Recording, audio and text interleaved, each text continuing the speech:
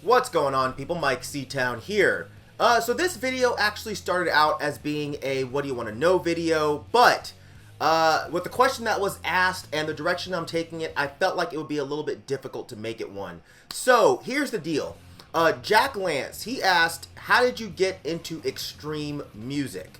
Now that's a bit of a weighted question because the trip that I took to get to that place was a bit convoluted, and I was gonna try to make this into one video, but once I started like thinking it out and outlining it, I realized that that was just impossible.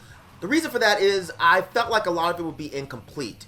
The reason being is because I went through some other genres on the way to extreme metal, and had I not gone through those genres, I feel like there's no way I would have ended up being so into extreme metal now. So here's what I decided to do. I decided to make a few videos on my musical journey, basically outlining how I got to where I am now. So for right now, I'm going to talk about the three big genres that affected and shaped me. Punk and hardcore being the first, then hip-hop, and then finally landing on extreme metal. And I did have a kind of goth phase, but I don't know that that's really worth a whole video, so I might just kind of sprinkle that into one of the other videos. We'll see. But anyway, so let's start with punk, because I feel like that was the absolute catalyst for everything else. So before we get into punk, I feel like we have to start off with alternative music. My interest in alternative music started in the early 90s.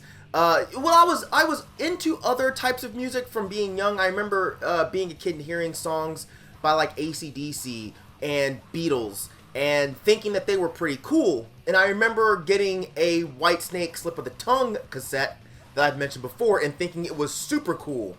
But then when I got older, I was a part of the whole alternative music craze.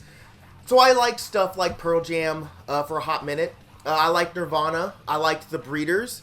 I was a big skater, so I was listening to all of the stuff that I found in skate videos. And, you know, that's how I got into the hip-hop that I got into, but we'll tackle that in a future video. Anyway, that's where I found stuff like Sonic Youth and Fishbone and the Pixies. You know, back in the early 90s, you know, skateboarding was primarily a punk rock thing. You know, those two things went hand in hand, punk rock, skateboarding. This is way before, like, skateboarding was so hip-hop centric. So I was a total weirdo at school. I didn't have a lot of friends, but I had a lot of friends as far as, like, skateboarding went that I had met outside of school. So from skating with these kids, John, Glenn, Brad, who I've mentioned a million times on here, I started to get into punk rock. So I was listening to stuff like NoFX, Bad Religion, Pennywise, Dead Kennedys, fucking Screeching Weasel, you know, Operation Ivy, Dag Nasty. You know, the really bratty stuff at first. Nothing overly political or too serious. Just the kind of fun punk rock. You know, we were just a bunch of dumb, goofy skaters, so we wanted music that fit our attitudes. You know, the more political stuff, that stuff came later. What was so important about getting into punk rock at this time is because I had moved to Georgia when I was around 12, I think, and coming from California and being into skateboarding, which I didn't think was weird for a black kid at the time until I came to Georgia. But here, I was totally an outcast. No one here wanted to hang out with me. They thought I was a fucking weirdo. I was too white for the black kids, and I was too black for the white kids. And that feeling of isolation and exclusion was exactly what punk rock was all about back then. So I felt right at home once I found that scene. Dyeing my hair green and maroon, just, you know, being the weirdo that I felt like I was inside. That shit finally started coming out. So in like 93 or 94 with my buddy Brad, I got into hardcore. Brad found it first, I believe. I don't remember how he found it, but he got me into that stuff. So I'm talking Youth of Today, Gorilla Biscuits, Judge, Bold, Chorus Disapproval, all of that kind of shit. At first, I was really into the more hardcore punk sounding stuff. So the stuff that was punk rock, but was just a bit meaner and harder. And this is also when I started getting more into, not necessarily politics, but more like social issues.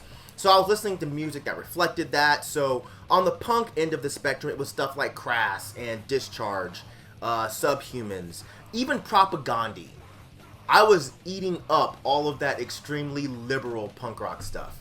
Now, this is, again, the 90s. So, if we fast forward to, like, the mid-90s, For those of us that were in the hardcore scene back then, you probably remember that this is around the time that hardcore was getting really metal. So you had bands like Unbroken, Integrity, Earth Crisis, Starkweather, right? So I was realizing that, fuck man, I like heavy music.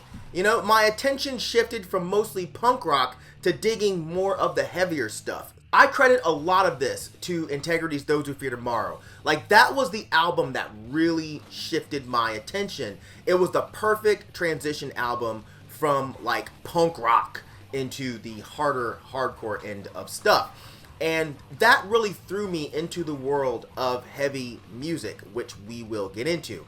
But what's really important about this time in my life for me is that it really started the mindset of collecting. You know what I'm saying? Punk and hardcore albums were the first ones that I started to actively accumulate a collection of, which of course led to this big mess that you see behind me and everything else that's in this room.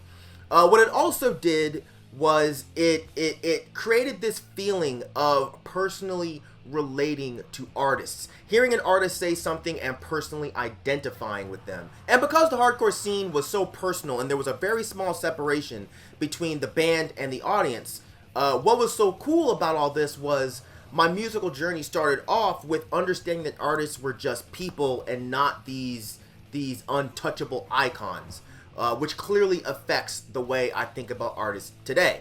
And I've spoken before about how the punk and hardcore scene influenced my political and social views, but it also affected how I felt music should be made, marketed, and released. The punk and hardcore scene that I was really involved in was more of the DIY scene, so we weren't about big budgets and big money and managers and going to fucking Ticketmaster and paying all this money for tickets and all this bullshit. You know, it was all about making music that meant something and getting it in the hands of the kids that cared, which also clearly affects the way I think about all artists today.